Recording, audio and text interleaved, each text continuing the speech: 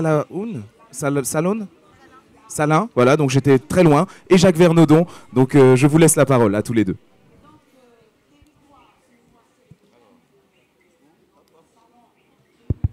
Yaurana Tatop Atoa, ite peu api, ovo Jacques Vernodon, et Orumetuavo ite fare Hapira Tuatoru no Teitinei, et au Marie Salin, et Nana et Proé Ovei Ona. Marie, tu veux bien te présenter? Vous m'entendez là? Oui. Alors bonjour, je fais la version française. Hein. C'est une édition bilingue de cette courte présentation de ce petit livre. Jacques va vous expliquer comment l'idée nous est venue d'écrire sur la prison, qui était a priori pour lui qui est né ici et pour moi qui vis en France, on dit désormais hexagonal. A priori, ce n'était pas notre univers ni notre centre d'intérêt premier. Et puis l'idée nous est venue et on a donc travaillé ensemble et on a préparé cet ouvrage. Donc Jacques, si tu veux expliquer comment l'idée nous est venue d'avoir envie d'aller travailler à Nuutania et à Tatoutou.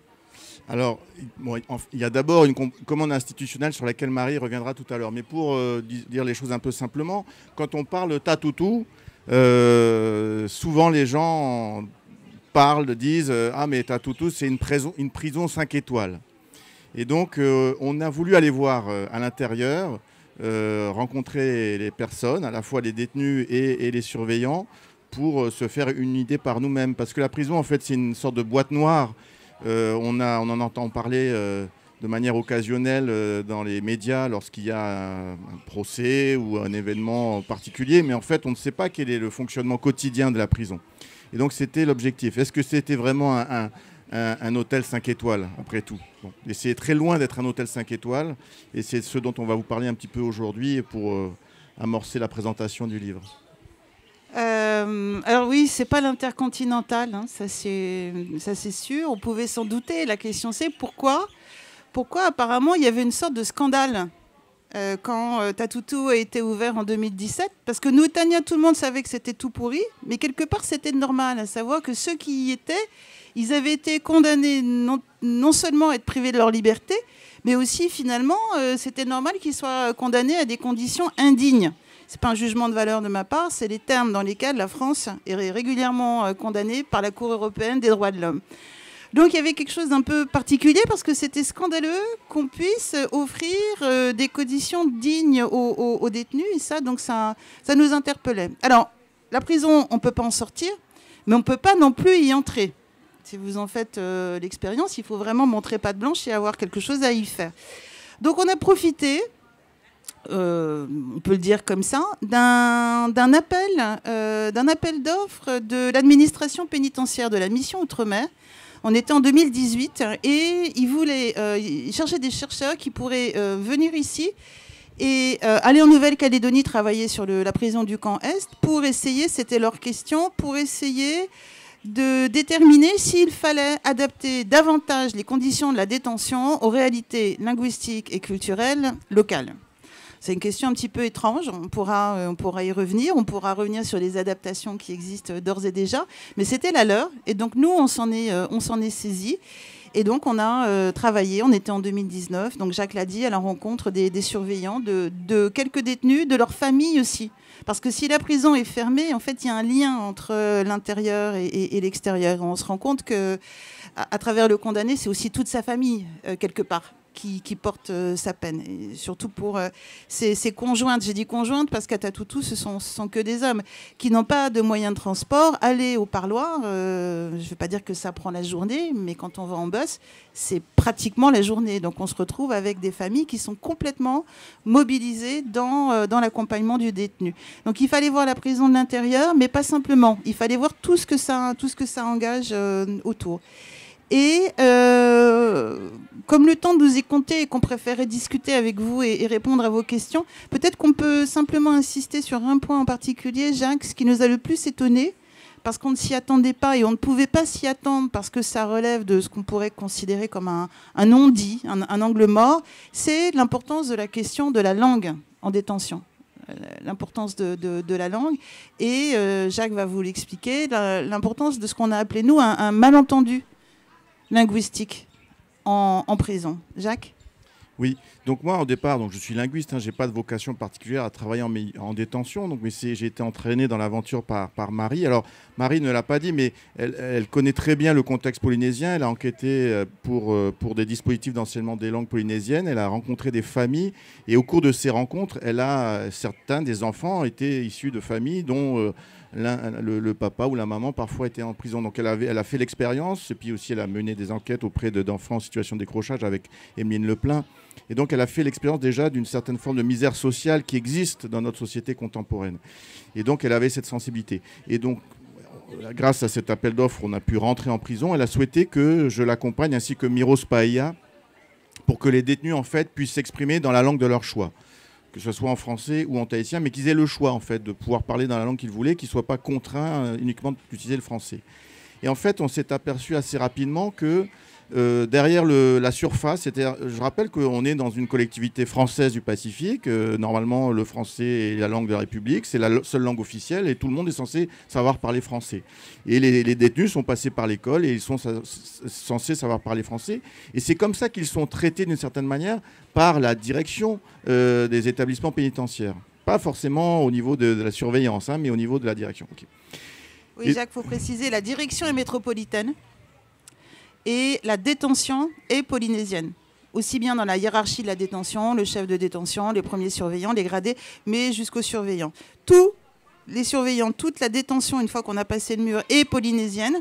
Et elle est polynésienne. Là, je vais me retourner vers Ina, qui avait fait une enquête à Nutania en 2016. Elle est polynésienne à des gens qui sont nés ici, je veux dire. C'est 97%. Oui, 97% des détenus sont nés ici. Et il en est de même pour leurs surveillants. Et même pour leurs surveillants, on doit être à 99%. Par contre, la direction de la prison, le directeur et le directeur adjoint, aussi bien à Tatutu qu'à Nutania, sont métropolitains. Et donc, au-delà de la surface des choses, c'est-à-dire Marie aurait pu dire, OK, je vais rencontrer des détenus, on est en France, ils parlent français, je vais faire mon enquête en français. Or, elle a bien fait de nous solliciter, Miros, parce que de fait, on s'est aperçu assez rapidement dans les entretiens avec les détenus que même si effectivement ils ont tous une compétence en français, dans des moments un peu clés de l'entretien, où il y a beaucoup d'émotions, dans des moments où il faut rentrer un peu dans des choses un peu plus profondes, etc., souvent ils basculent vers le tahitien. Et donc, on a creusé cette question-là, et on s'est aperçu, on s'est posé la question du malentendu, en fait. C'est-à-dire que, à quoi ça sert d'aller en prison ? C'est une peine, d'accord, que l'on porte, et se pose donc la question du sens de la peine. Pourquoi on est là ? Et donc, les détenus doivent profiter, en quelque sorte, de ce moment pour réfléchir sur ce qu'ils ont fait. Notre livre n'a pas vocation à les excuser ou à les juger à nouveau, ils sont là, ils reconnaissent eux-mêmes qu'ils méritent la peine qu'ils portent. Mais si ce passage par la prison ne leur permet pas de réfléchir sur leurs actes, si le passage par la prison ne les prépare pas au retour dans la société, alors à quoi sert la prison ? Et donc un des enjeux précisément, c'est dans l'accompagnement qu'ils ont au moment de leur détention, qu'ils aient des échanges, des interactions qui leur permettent de comprendre le sens de la peine. Or, certains prisonniers, au moment où ils sont condamnés, ne comprennent même pas ce qui leur arrive. Ils ne le comprennent pas parce qu'ils n'ont pas suffisamment connaissance du français. Et je disais tout à l'heure qu'on pourrait être en quelque sorte trompé par la surface des choses. Ils ont un niveau de conversation en français pour une discussion courante. Mais le vocabulaire juridique ne relève pas de la discussion courante. Le vocabulaire utilisé par les psychologues qui les accompagnent ne relève pas de la discussion courante. Et donc, dès qu'on va au-delà de cette surface des choses, eh bien, on plonge dans des niveaux de compréhension où ils se sentent mal à l'aise. Or, face à cette situation de non-compréhension ou de mauvaise compréhension, beaucoup de détenus, en fait, ils le disent eux-mêmes, l'un d'eux nous le dit comme ça, beaucoup de détenus font comme s'ils comprenaient, parce que ça fait honte de dire qu'on ne comprend pas. Et Jacques, si je peux me permettre, du côté de l'institution, du côté de ceux qui les prennent en charge, souvent ils passent pour des gens frustres, parce qu'ils parlent peu. On leur parle, ils disent oui, oui, oui. On sait qu'ils n'ont pas compris, mais ils disent oui, oui, oui. Et en fait, le sentiment qu'on a eu, nous, c'est qu'ils ne sont pas frustres. Enfin, pas plus que ceux qui les prennent en charge. Ils sont juste frustrés du moyen adéquat d'arriver à communiquer ce qu'ils ont réellement en tête. Et ça, c'est extrêmement difficile à vivre. Et ils font comme si, mais du coup, de chaque côté, il y a une sorte de jeu de dupes où tout le monde fait comme si. Mais sur des malentendus, on peut se retrouver condamné. Ça ne veut pas dire qu'ils n'ont rien fait, hein, mais on peut se retrouver condamné à défaut de pouvoir se défendre adéquatement. On peut ne pas comprendre sa condamnation. On peut ne pas réussir à profiter pleinement des soins prodigués par les psychologues, etc., etc. Donc ça, c'était quelque chose de relativement important qui justifiait que l'enquête elle soit bilingue en quelque sorte, ou elle soit laissée, et qui justifierait aussi finalement que la langue tahitienne ait plus de place. Voilà, donc dans le livre, vous avez les entretiens, vous verrez, ils sont à la fois en français et en tahitien. Quand c'est en tahitien, on a traduit les extraits en français, donc ceux qui ne parlent pas tahitien peuvent lire l'intégralité du livre sans avoir à connaître le tahitien. Mais on a souhaité, et on remercie l'éditeur pour cela, Christian, on a souhaité conserver les extraits en tahitien des entretiens. Moi, je suis donc né en Polynésie, hein, j'ai grandi ici, et c'est vrai que, et ça, Marie en parlera mieux que moi, la prison, en fait, qui était autrefois située dans la ville, elle a été progressivement éloignée, d'abord au fond d'une vallée, puis ensuite à tout très loin. Donc, on a l'impression que la prison fait plus partie de notre société, mais en fait, si, elle est complètement intégrée à la société. Et ça aussi, c'est ce dont on a voulu aussi témoigner, c'est-à-dire que les gens qui vivent en prison, que ce soit les détenus et les surveillants qui y passent leur journée, font partie de notre société. Et nous devons, même si nous sommes à l'extérieur, nous préoccuper de ce qui s'y passe parce que ça nous parle aussi de nous. Et c'est pour ça qu'un des chapitres est consacré à la trajectoire de ces détenus.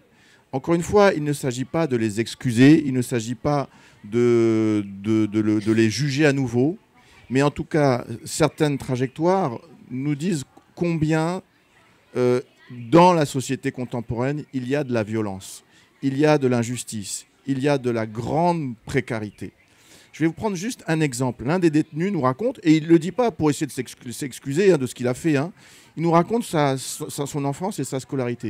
Et il nous explique que, parce que c'est nous qui lui posons la question de l'école et comment ça se passait à l'école. Il nous dit, lui, il réussissait pas bien à l'école parce que sa maman travaillait pour la mairie et devait le matin, tôt, balayer dans la ville de Papeete avant que les voitures viennent de se garer. Donc, il fallait balayer avant 5h, 6h du matin. Et donc, tous les matins, elle habitait un peu loin, elle devait venir sur place, elle n'avait pas de véhicule, mais elle ne pouvait pas laisser son fils tout seul à la maison parce qu'il n'y avait pas de papa. Et donc, tous les matins, le fils était réveillé à 3h du matin pour venir jusqu'en ville, balayer, etc. Et après, il allait à l'école. Et j'avais oublié ce détail la dernière fois, quand à 5h du matin, il voyait son maître d'école sortir de boîte de nuit. Ils se croisaient. Lui, pendant ce temps, il accompagnait sa maman qui balayait. Et après ça, il allait à l'école et retrouvait son maître d'école, qui était très gentil, hein, mais lui, il piquait du nez sur la table parce qu'il était fatigué. Et donc, c'est comme ça qu'il a décroché progressivement. Donc voilà, on a ce type de témoignage-là. Et donc voilà, ça doit nous ouvrir un peu les yeux sur la réalité de la précarité sociale aujourd'hui. Ça n'excuse pas, encore une fois, les actes qui sont commis par les détenus, mais ça participe à l'explication de ce qui peut se produire. Du coup, si notre livre, c'est pas un plaidoyer abolitionniste, hein. La prison, nous, on n'est ni pour ni contre, hein. On constate qu'elle existe. Du point de vue du chercheur en sciences sociales, elle est là et on va aller regarder ce qui s'y passe. Par contre, c'est clairement quand même un plaidoyer pour que les détenus soient dans de bonnes conditions. Dire que Nuutania, c'est alors l'Intercontinental, en tout cas un 5 étoiles, on a envie de dire, oui, mais peut-être qu'il faut ça pour arriver à être dans des conditions suffisamment sereines. Quand ils étaient à 4 par cellule à Nuutania, dont un qui dormait par terre, est-ce que là, ils étaient avec la promiscuité, avec la violence aussi entre les détenus? Qu'est-ce qu'il y a de pire que de se retrouver enfermé avec des gens qu'on n'a pas choisis quand même dans 15 mètres carrés? Est-ce que le fait qu'on ait une cellule individuelle, ce qui est conforme par ailleurs à la réglementation, le fait qu'on ait des activités, le fait qu'il y ait un enrichissement culturel, qu'on puisse avoir des activités sportives, etc. Est-ce que, alors peut-être que ça peut paraître injuste par rapport aux conditions à l'extérieur, parce que c'est vrai qu'un certain nombre de ces détenus vivaient à l'extérieur dans des conditions qui étaient bien moins bonnes que celles qu'ils connaissent à Tatoutou, conditions matérielles, pour ne pas parler de leurs victimes. Donc on a des victimes qui continuent à vivre dans des conditions difficiles et qui ont subi un préjudice, alors que eux, quand on voit les images médiatiques, sont hyper bien traités. Vous avez vu le film Au Pani Pani, on les voit, c'est du badminton, c'est voilà. Mais il faut pas se tromper. Si l'idée c'est de faire en sorte qu'ils ne recommencent pas en sortant et que ça leur serve à quelque chose, parce qu'accessoirement la prison ça nous coûte cher. Il faut que ça serve à quelque chose. Il y a un investissement de l'État là dans ce qui l'administration pénitentiaire appelle Tatoutou son vaisseau amiral. Donc il y a eu un gros investissement de l'État français ici. On peut en attendre des bénéfices, mais pour ça, il faut réussir à admettre qu'il faut pouvoir donner une deuxième chance. Et qu'en attendant, il faut pouvoir donner des conditions qui soient dignes. Il faut donner des conditions d'autant plus dignes que les conditions de vie. Jacques parlait de la violence. La violence, elle est physique, mais pas simplement, elle est symbolique. On a des récits d'humiliation du début à la fin, à l'école, quand ils se présentent pour se faire engager à l'armée sans savate et qui sont renvoyés chez eux. Enfin, c'est une violence tout à fait multiforme, elle est à tous les niveaux, elle est une violence de l'institution, une violence des gens entre eux, etc. Et qui puisse, à un moment donné, s'extraire de cette violence en étant bien traité et en ayant les moyens, ça paraît quand même le minimum pour que la prison serve à quelque chose. Et la prison, elle doit servir à quelque chose. Alors c'est aussi, l'un des chapitres parle du quotidien dans la prison. C'est aussi un témoignage sur le travail des surveillants. Et Marie en parlera mieux que moi parce qu'elle a le regard comparatif avec la situation en France hexagonale. On a une relation humaine très particulière ici, dans le milieu carcéral, entre les détenus et les surveillants, où, loin de construire une distance, on a au contraire de l'empathie. Les surveillants disent eux-mêmes qu'ils imaginent pouvoir être de l'autre côté. Ça pourrait leur arriver, ça peut arriver à tout le monde. Et cette forme d'empathie, elle est très particulière parce qu'on ne trouve pas l'équivalent dans les recherches qui sont menées en milieu carcéral dans la France hexagonale. Donc c'est sans doute le contexte insulaire qui crée cette particularité, mais Marie en parlera mieux que moi. Mais en fait, ce que disent les surveillants et qu'on n'entendra pas en France hexagonale, c'est qu'ils ont cette conscience aiguë du fait qu'on peut tous se retrouver de l'autre côté. Mais tout cela, tout ce qu'on en est, vous tous, nous deux, il n'y a pas des bons citoyens d'un côté et ceux qui ont commis des choses horribles, des monstres tels qu'ils sont décrits dans les médias. On peut tous se retrouver de l'autre côté. Les circonstances de la vie peuvent faire qu'à tout moment, on peut basculer. Parce qu'il y a toutes sortes de gens en prison. On en a rencontré des gens qui ont tué leurs enfants, des violeurs en série, et puis des petits voleurs qui récidivent, des fumeurs de paca qui ont commencé à dealer un peu, qui se sont fait attraper plusieurs fois. Enfin, il y a vraiment de la délinquance financière. Il y a vraiment toutes sortes de gens. Le gars qui a bu la bière de trop, c'est-à-dire la 3e, et puis qui écrase quelqu'un parce qu'il a le soleil dans les yeux le soir en rentrant du travail. Enfin, il y a tout un tas de raisons qui peuvent faire qu'on passe de l'autre côté. Et puis il y a cette particularité qui est que, je vous apprends rien, on est sur une île. Donc c'est pas une question de la culture polynésienne qui serait bienveillante, de l'accueil, on est tous frères. Peut-être par ailleurs, j'ai envie de dire, mais nous on n'a pas travaillé là-dessus. La question c'est qu'il y a cette conscience forte qu'on est, de toute façon on vit sur une île, on est tous ensemble. Et les détenus, ils vont les retrouver dehors. Quand les détenus seront sortis, ils vont les rencontrer au magasin. Et réciproquement, les détenus vont rencontrer ceux qui les ont surveillés. Et ça crée un lien entre les gens qui est lié à l'insularité, qui du coup a sans doute des répercussions culturelles aussi, mais qui est une sorte de lien indéfectible. On appartient tous à la même communauté quelque part parce qu'on est ici. Et finalement, ça réunit des conditions assez bonnes pour que la prison fonctionne bien. Or, elle ne fonctionne pas très bien, donc il faut continuer à se poser des questions. Je te laisse le mot de la fin, Jacques. Non, c'était pour les questions, plutôt pour l'échange. D'ailleurs, je vais rajouter quelque chose, je vais prendre la liberté de le faire. Je fais des interventions en tant qu'intervenant en club de lecture, justement au centre de détention, donc les deux, Tatoutou et Noutania, pour l'association des éditeurs. Et je ne peux qu'appuyer ça, parce que par exemple, je me rappelle d'un moment assez étrange que j'ai vécu à Tatoutou quand j'y suis allé. J'ai rencontré un ancien camarade de classe, du coup, qui s'est retrouvé détenu pour des circonstances qui lui sont propres. Et c'était un moment assez surnaturel de croiser quelqu'un de ton entourage direct qui, en fait, il m'a posé par réflexe la question de « Toi, qu'est-ce que tu deviens ?» Et quand je l'ai regardé, c'était mon tour de le faire. Tu vois, il y a eu quelque chose d'assez surnaturel qui s'est passé. Et même au-delà de la communauté, j'ai vu des gens, depuis que ça fait 2 ans que je fais ça, des gens qui ont été libérés et qui s'en sortent maintenant. Et c'est vrai que ça fait cette insularité, le fait qu'on soit proche et qu'il y ait vraiment, on peut se croiser au détour de... Je croise régulièrement des anciens détenus à FAA quand je fais mon travail là-bas à P-Market. Pareil du côté de la ville. Et c'est vrai que je reconnais tout ce que tu viens de dire sur cette proximité et le fait qu'on soit une communauté et que ça peut arriver à tout le monde, quoi. C'est vraiment... moi, j'ai des gens, c'est des véritables crèmes qui sont là-bas. Il y a des gens très intéressants et très intelligents dans ces centres de détention. Et voilà. Donc c'était juste pour appuyer un petit peu ton témoignage. Alors, peut-être qu'on va prendre des questions. Des questions si du vous voulez, public, ouais. Est-ce que quelqu'un est intéressé pour interagir avec nos 2 personnes en présence? Quelqu'un a une question? Attends, je t'emmène le micro pour que ça soit plus... Bonjour à tous. J'avais une réflexion un petit peu ouverte, peut-être à partager plus qu'une question en fait.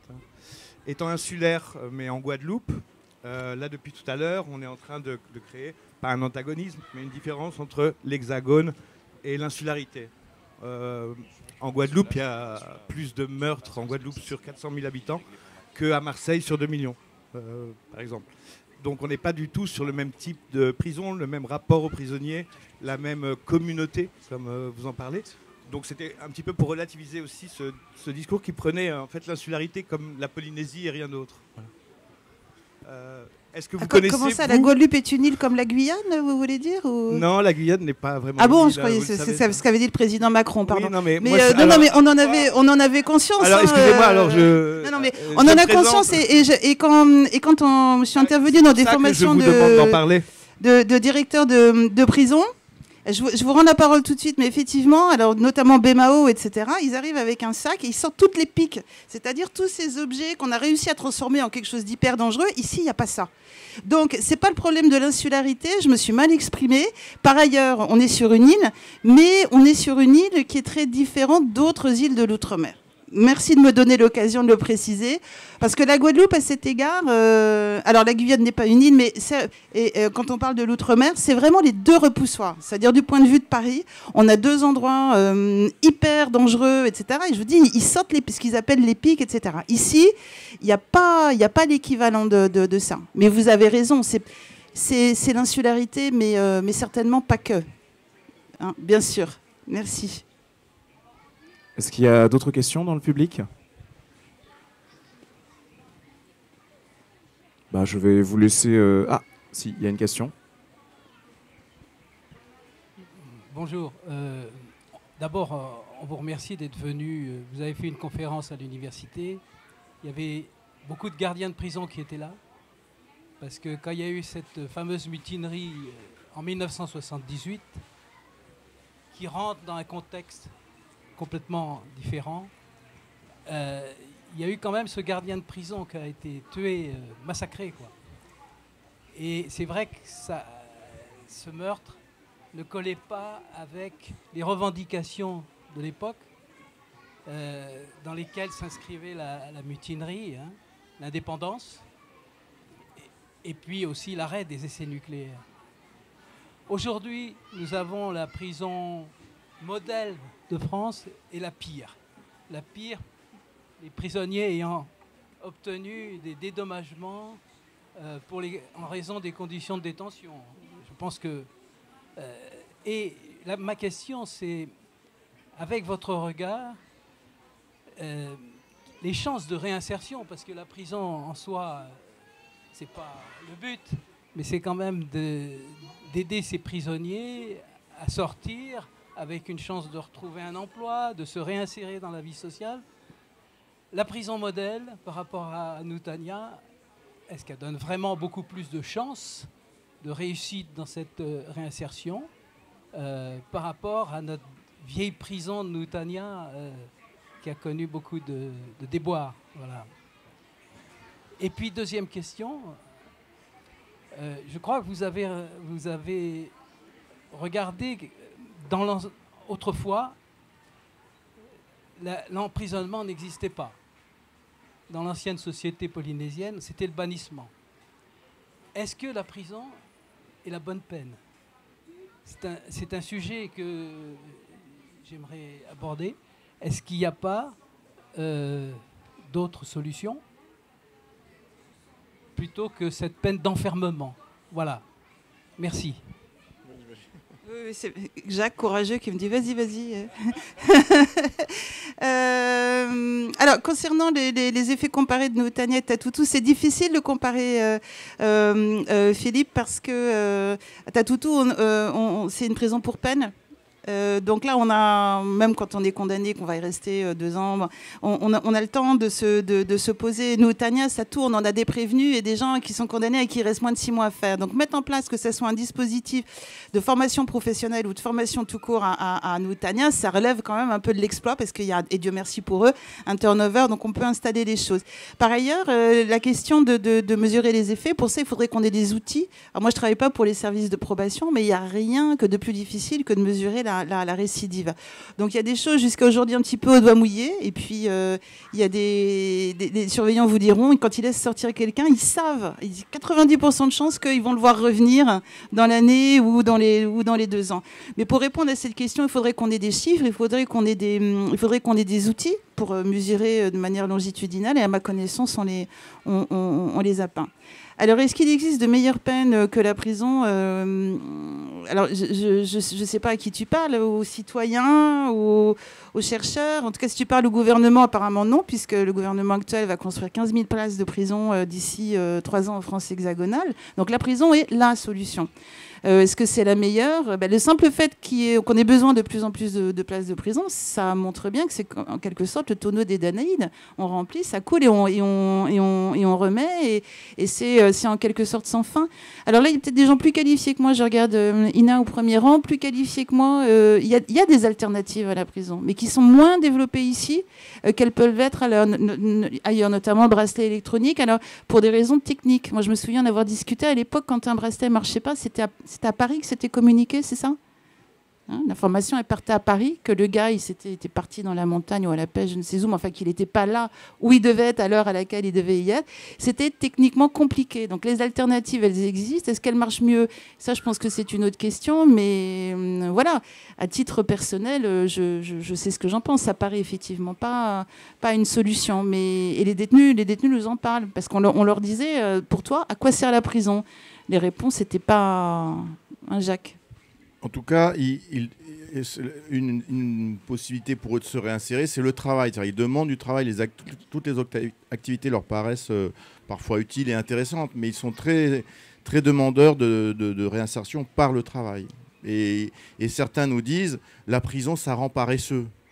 Ils voudraient travailler. Donc ils ont l'impression de devenir paresseux en prison.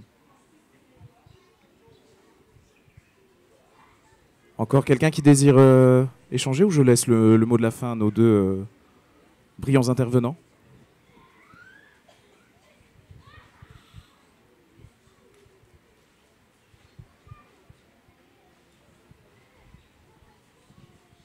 Oui, Yorana.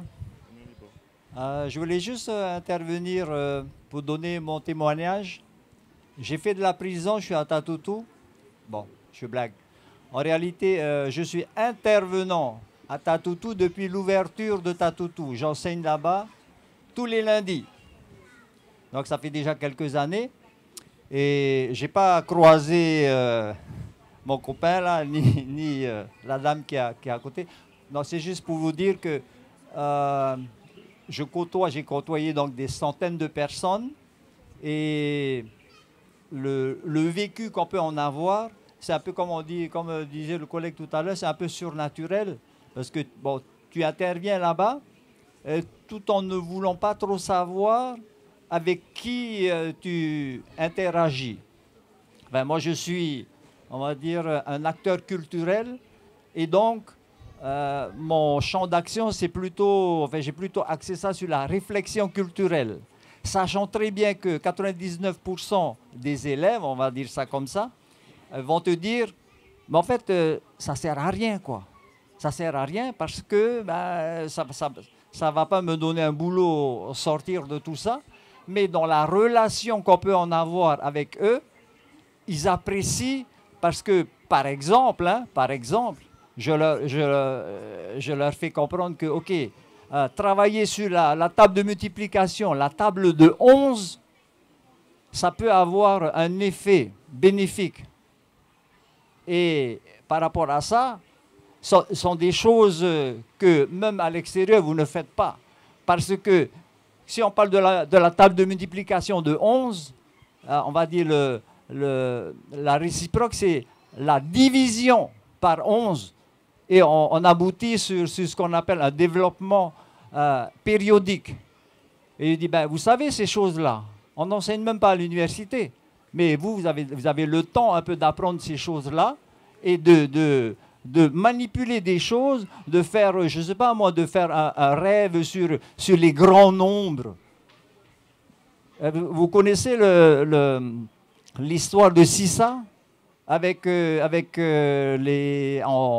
en mathématiques, on appelle ça la progression géométrique. C'est-à-dire on a un casier de 64 cases, vous mettez un grain et qu'on va doubler à chaque fois. Et on essaye de voir un peu comment les élèves vont appréhender les grands nombres. Par exemple, eh ben, je fais ça avec eux. Et pourtant, je suis un acteur culturel. Et en même temps, je leur fais se poser la question, on va dire, entre guillemets, identitaire. On est sur le Pepe à Hiro, par exemple. Donc, je leur dis, depuis quand tu es Maori, toi?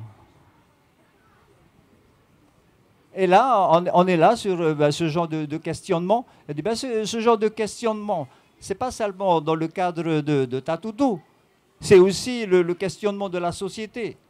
Entre parenthèses, quand j'étais dans le groupe de danse de Temaeva, de 80 jusqu'en 92. Et en 80, à partir de 81, 82, 83, Henri Hiro, là le pépé à Henri Hiro, hein, ici, hein, Henri Hiro, il a écrit les thèmes du groupe de danse Temaeva. Et les premières années, n'existait pas justement cette question identitaire où on disait « je suis Maori ». Et donc moi, personnellement, je dois faire en sorte qu'ils réapprennent la réflexion identitaire pour dire que, ok, je suis Maori ou je ne suis pas Maori. Mais encore faut-il savoir depuis quand tu es Maori. Et pour la petite, bon, je vais terminer par ça. Bon, je parle plus de mots que des détenus, mais en fait, c'est pour vous montrer un peu je veux dire ce que j'ai envie de propulser comme réflexion. Et en tout cas, comme enfin, quelques éléments sur les concepts fondamentaux, quoi. Et je leur disais, vous savez, pour la question identitaire, parce qu'elle est quand même au centre par rapport à nos élèves, de Tatutu, par rapport à la quête identitaire, par rapport à la question identitaire, il faut quand même donner des éléments, il faut quand même donner de la matière. C'est valable pour les élèves de Tatutu, mais c'est valable pour la société actuelle, où on vit à 150 à l'heure, on vit sur des choses, on va dire, plutôt superficielles. Et, encore une fois, pour en revenir à Tatutu, je dis aux acteurs culturels, j'en suis un. J'ai fait 36 heiva en tant que danseur, en tant que musicien, en tant que chanteur de l'Ehimine Tarava, tout ça. Eh bien, par rapport à ça, la quête identitaire, de mon point de vue, par exemple, on était Maori, façon de parler, mais quand il fallait faire une marche antinucléaire, à cette époque-là, dans les années 80, je dis, mais j'ai pas vu ton père, j'ai pas vu ta mère, j'ai pas vu ton tonton, j'ai pas vu ta tati, pour la bonne raison qu'on était 5 à faire cette marche antinucléaire. Et pendant des années. Et on portait le combat du Maori. Je fais exprès de parler fort. On portait le combat du Maori, mais on n'avait pas le temps de construire des murs de lamentation. Et donc j'essaie, avec les élèves de Tatutu, d'apporter cette démarche. Ne construisez pas des murs de lamentation. Détruisez d'abord vos propres murs et ensuite allez de l'avant.